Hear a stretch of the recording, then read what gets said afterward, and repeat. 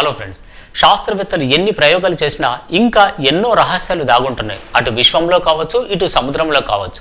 So వీటిని ఛేదించేందుకు శాస్త్రవేత్తలు నిరంతరం కృషి చేస్తూనే ఉన్నారు. ఏ ఒక్క దేశం అని కాదు, ప్రపంచంలోని అత్యధిక దేశాలు ఈ ప్రయత్నాల్లోనే ఉన్నాయి. మన భారతదేశం కూడా అంతరిక్ష పరిశోధనల్లో దూసుకుపోతోంది. ఇప్పటికే చంద్రుడిపై రహస్యాలను ఛేదించేందుకు చంద్రయాన్ 1, చంద్రయాన్ 2, చంద్రయాన్ 3 ప్రయోగాలు చేపట్టింది. అటు అరుణ గ్రహంపై ప్రయోగాల కోసం మంగళయాన్ను ప్రయోగించింది. ఇటు సూర్యుడిపైన పరిశోధనల కోసం ఆదిత్య L1ను ప్రయోగించింది. ఇప్పటికీ ఆ ఆదిత్య L1 తన పని తాను చేసుకుపోతోంది. ఇప్పుడు మన ఇస్రో అనేది అంతరిక్షయానంపై ఫోకస్ పెట్టింది. అదే అంతరిక్షంలో పరిస్థితులు ఎలా ఉన్నాయి, స్వయంగా మన దేశానికి చెందినటువంటి వ్యోమగాములను అంతరిక్షంలోకి పంపి అక్కడి పరిస్థితులను అధ్యయనం చేయాలనుకుంటుంది. అందుకోసం చేపట్టబోతున్నటువంటి యాత్రనే గగన్యాన్. సో ఇటు సముద్రంలో పరిశోధనల కోసం మరో యాత్ర చేపట్టబోతుంది. అదేంటంటే సముద్రయాన్. అటు అంతరిక్షంలో గగన్యాన్, ఇటు సముద్రం అంతు చూడడానికి సముద్రయాన్. ఈ రెండు పరిశోధనలు వచ్చే సంవత్సరమే జరగబోతున్నాయి. ఈ రెండు కూడా మానవ సహిత ప్రయోగాలే. అంటే గగన్యాన్ అనేది అంతరిక్షంలో చేపట్టేటటువంటి ప్రయోగం. భూమికి 400 కిలోమీటర్ల ఎత్తులో ఈ గగన్యాన్ ప్రయోగం అనేది ఉంటుంది. అక్కడ అంతరిక్షంలో దాదాపు 3 రోజులు ఈ శాస్త్రవేత్తలు అక్కడే గడిపి ఆ వాతావరణ పరిస్థితులను అధ్యయనం చేసి తిరిగి గగన్యాన్ అనేది భూమికి చేరుకుంటుంది. సో ఇక్కడ సముద్రయాన్ అనేది కూడా మానవ సహిత ప్రయోగమే. ఇక్కడ డీప్ ఓషన్ మిషన్ అనేటటువంటిది మన కేంద్ర ప్రభుత్వం చేపడుతుంది. సో ఇందులో భాగంగా సముద్రయాన్ను ప్రయోగిస్తుంది. సముద్రయాన్ అనేది డీప్ ఓషన్ మిషన్లో ఒక భాగం. అంటే సముద్ర గర్భంలో దాగి ఉన్నటువంటి రహస్యాలను ఛేదించడమే, అక్కడ దాగి ఉన్నటువంటి ఖనిజాలను వెలికి తీయడం కోసమే ఈ ప్రయోగాలన్నీ. ఇంకా ఎలాంటి మత్స్య సంపద కానీ, ఇంకా ఎలాంటి సంపద కానీ ఈ సముద్ర గర్భంలో దాగి ఉంది, ఎలాంటి రహస్యాలు దాగి ఉన్నాయి, అవన్నీ ఛేదించడమే ఈ సముద్రయాన్ యొక్క ఉద్దేశం. దానికోసం మత్స్య 6000 అనేటటువంటి ఒక జలంతర్గామిని రూపొందించింది. దీన్ని చెన్నైలోని national institute of ocean technology రూపొందిస్తోంది. దీనికి ఇస్రో సహకారం అందిస్తోంది. ఈ సముద్రయాన్ మిషన్ కోసం కేంద్ర ప్రభుత్వం దాదాపు 4077 కోట్లు ఖర్చు పెడుతోంది. అటు గగన్యాన్కు 10,000 కోట్లకు పైనే ఖర్చు అవుతోంది. సో ఈ రెండు ప్రయోగాలు కూడా భారతదేశానికి అత్యంత ప్రతిష్టాత్మకమైనవి.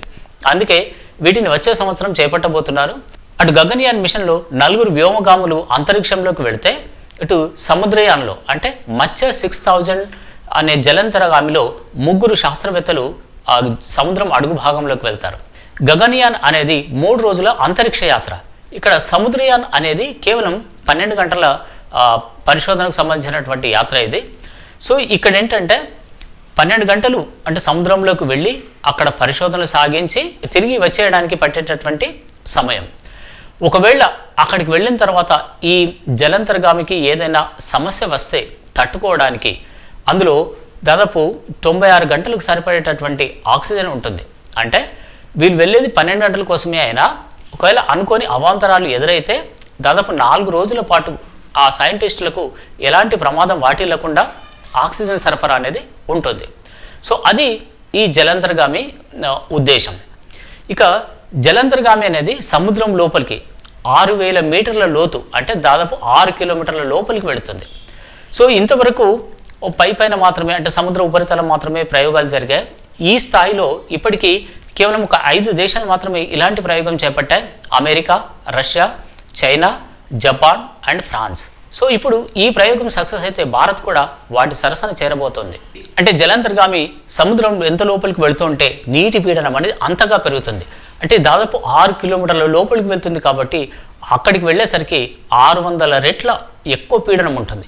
ఆ పీడనాన్ని తట్టుకొని ఈ జలంతర్గామి అంటే మత్స్య 6000 అనేది నిలదొక్కునేలా దాన్ని అత్యద్భుతంగా రూపొందిస్తున్నారు. ఇప్పటికే దాదాపు పనులన్నీ పూర్తయ్యాయి.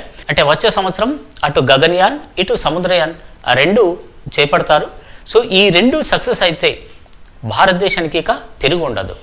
ఆ తర్వాత భారతదేశం 2035లో సొంతంగా అంతరిక్ష పరిశోధనా కేంద్రాన్ని రూపొందించుకుంటుంది.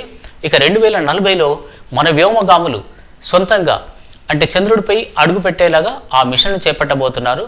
సో ఇదంతా సొంత టెక్నాలజీతోనే. ఆల్రెడీ మన దేశానికి చెందినటువంటి రాకేష్ శర్మ అంతరిక్షయానానికి వెళ్ళొచ్చారు. అయితే అది మన సొంత టెక్నాలజీ కాదు, అప్పట్లో సోవియట్ యూనియన్ అంటే ఈ ప్రస్తుత రష్యా తయారు చేసినటువంటి ఈ వ్యోమనౌకలో మన భారతదేశం తరపు నుంచి రాకేష్ శర్మ అంతరిక్షయానానికి వెళ్ళొచ్చారు. కానీ ఇప్పుడు అలా కాదు, మన ఇస్రో చాలా డెవలప్ అయింది. అంటే ఇంతకుముందు మన దేశం ఏదైనా ఉపగ్రహాల ప్రయోగం కోసం వేరే దేశాలపైన ఆధారపడాల్సి వచ్చేది. కానీ ఇప్పుడు ఇతర దేశాలే తక్కువ ఖర్చుతో ఉపగ్రహాలను సక్సెస్ఫుల్గా అంతరిక్షంలోకి పంపడానికి మన ఇస్రోపై ఆధారపడుతున్నాయి. అది మన ఇస్రో సత్తా. అందుకే ఇప్పుడు కూడా జలంతర్గామి అంటే మత్స్య 6000 అయినా, అటు గగన్యాన్ మిషన్లో చేపట్టేటటువంటి వ్యోమనౌక అయినా మన స్వదేశీ పరిజ్ఞానంతో రూపొందిస్తున్నది. ఇందులో వెళ్ళేటటువంటి ఆ గగన్యాన్లో వెళ్ళేటటువంటి 4 వ్యోమగాములు, ఇటు ఈ జలంతర్గామిలో వెళ్ళేటటువంటి 3 సైంటిస్టులు కూడా మన వాళ్ళే. ఆల్రెడీ ఈ గగన్యాన్లో వెళ్ళేటటువంటి 4 సైంటిస్టులకు ఇప్పటికే శిక్షణ పూర్తయింది. రష్యాలో కూడా వీరికి శిక్షణను ఇచ్చారు. సో ఇటీవలే ప్రధానమంత్రి నరేంద్ర మోదీ ఈ 4 వ్యోమగాములను కేరళలోని తిరువనంతపురంలో వాళ్ళందరినీ పరిచయం చేశారు. సో ఇక మిగిలింది ఈ యాత్ర కోసం అంటే వేచి చూడమే. అయితే గగన్యాన్ అనేది ఒక 2 దశల్లో జరుగుతుంది. ముఖ్యంగా మొదట ఈ గగన్యాన్ 1లో వ్యోమమిత్రను అంతరిక్షంలోకి పంపిస్తారు. ఆ తర్వాత అక్కడి వాతావరణ పరిస్థితులను అధ్యయనం చేసి వచ్చిన తర్వాత లోటుపాట్లను గుర్తించి ఆ తర్వాత ఏమైనా లోపాలుంటే సరిదిద్ది వ్యోమగాములను అంతరిక్షంలోకి పంపుతుంది ఇస్రో. సో ఇప్పటికే చాలా ప్రయోగాలు చేశారు, అవన్నీ సక్సెస్ అయ్యాయి. అంటే అంతరిక్షంలోకి వెళ్ళి తిరిగి భూమిపైకి చేరుకునేలాగా చేపట్టినటువంటి ప్రయోగాలన్నీ ఈ దాదాపుగా సక్సెస్ అయ్యాయి. సో ఇక మిగిలింది మానవ సహిత అంతరిక్షయానమే. సో అది వచ్చే సంవత్సరం చేపట్టబోతున్నారు. అటు సముద్రయాన్, ఇటు గగన్యాన్, ఈ 2 సక్సెస్ కావాలని మనస్ఫూర్తిగా కోరుకుందాం. నమస్తే.